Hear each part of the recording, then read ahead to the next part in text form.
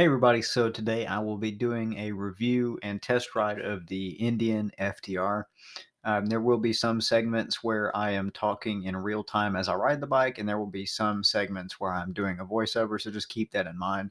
For the first part of the video here, you'll see quite a bit of me talking just on the bike, but I will, once we get moving, as I don't have a mic plugged in, I will be doing more voiceover. It is a late engagement.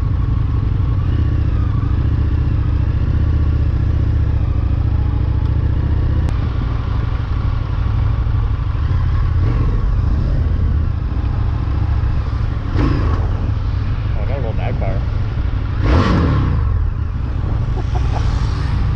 So it revs to 9,000 RPM. So it's saying it's 120 horsepower with 87 foot-pounds of torque.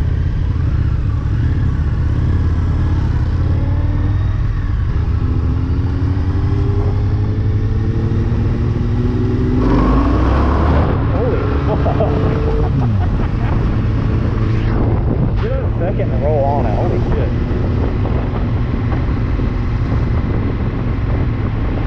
This thing almost popped up.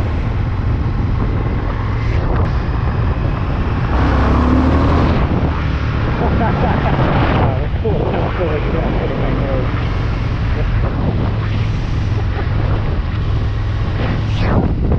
Fucking awesome. And it looks good. Like, it looks good. The bike itself, like, it looks kick ass. The exhaust pipes, like the way they wrap around the underside.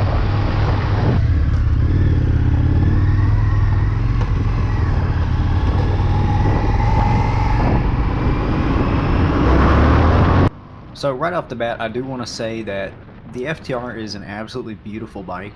I think it's by far one of the better looking American bikes that I have seen.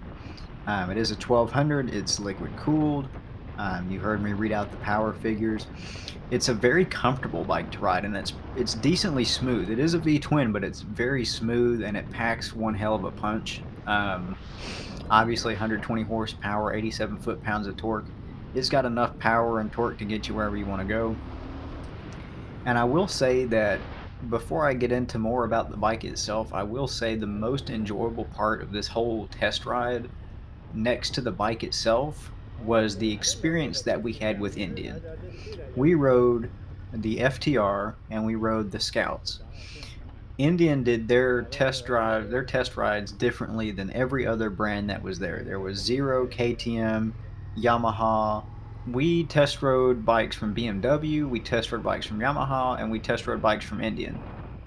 We weren't too terribly interested in Zero and KTM, but we did test ride a bunch of bikes.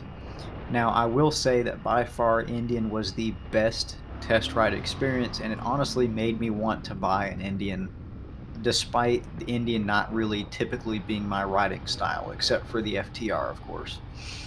The folks at Indian were really nice people.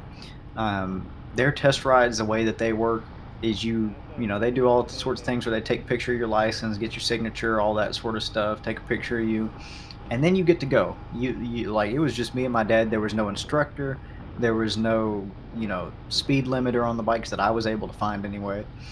And the route was just a vague kind of, there were signs with the Indian logo pointing around town for you to follow the route, and that was it.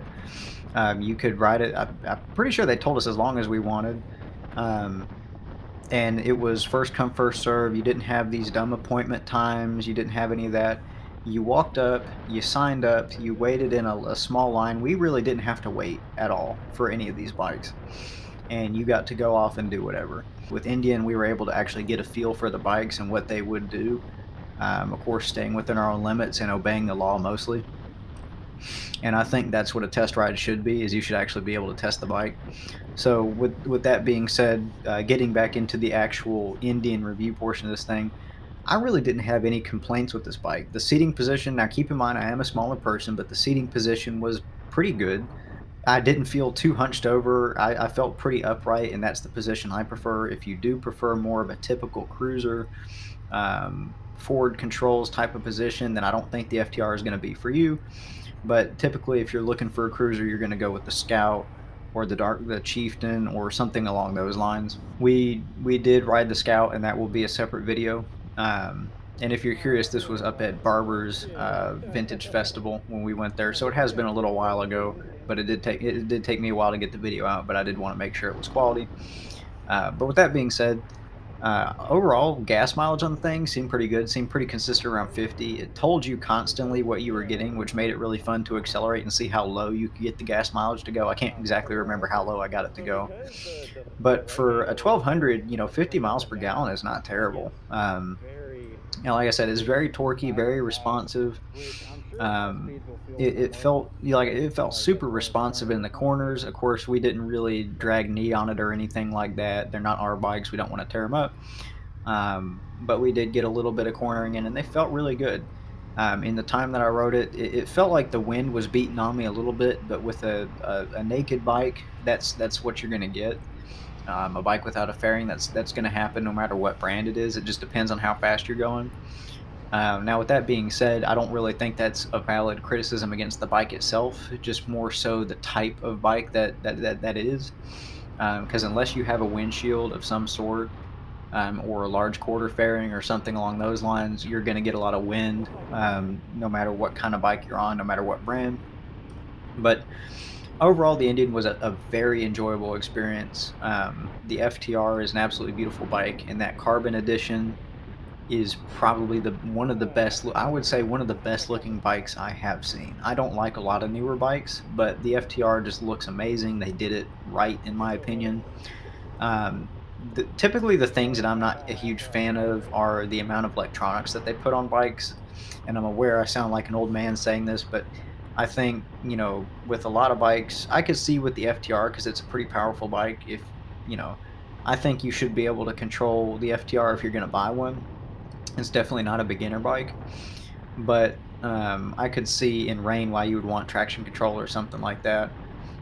We were encouraged to navigate the menus. We just couldn't change any of the settings. I didn't really bother navigating any of the menus. That's not really my thing. I just get on the bike and ride. They did tell us not to change the ride mode, so I can't really tell you what ride mode we were in or what's different in the different ride modes. But just overall, it was a super enjoyable experience. Me and my dad both had a blast on them. Huge thank you to Indian because that was a very enjoyable experience. Out of all the test rides we did, again, that was just awesome. I would totally get one. I would definitely get one. As far as the cost goes, not really in my price range at the moment. And if I was going to spend that much on a bike, I might get something a little quicker and I might get something used. But overall, I think the Indian FTR is a beautiful bike. It's a great handling bike. It's a powerful bike that has a lot of punch to it. Um, we didn't do any wheelies or anything like that, but we did get up to about 85-ish or something like that, which is still very reasonable. It's not, crazy speeds, but the bike did it pretty effortlessly. It was definitely, at that time, I think it was the quickest bike I rode. Maybe. But it was definitely a very fun experience.